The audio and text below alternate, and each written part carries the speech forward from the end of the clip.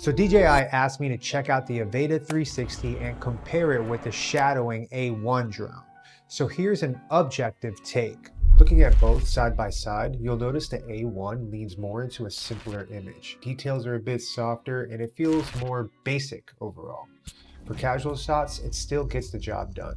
But once you actually start flying, this is where the Avata 360 feels completely different. The image quality, transmission stability, and the flight control just feel more refined all around. You get that real in-flight immersive feeling, not just flying, but actually experiencing it. And surprisingly, it's still beginner friendly. Everything from safety to control just feels more reassuring. Now, when it comes to the price, the Avata 360 starts around $449 for the drone, while the A1 bundles range from about $1,200 to $1,800 depending on the kit that you purchase. So it really comes down to this. If you care about portability and simplicity, the A1 works, but if you want the full aerial experience, stability, and immersion, the Avata 360 is on a complete another level. Which leads my curiosity,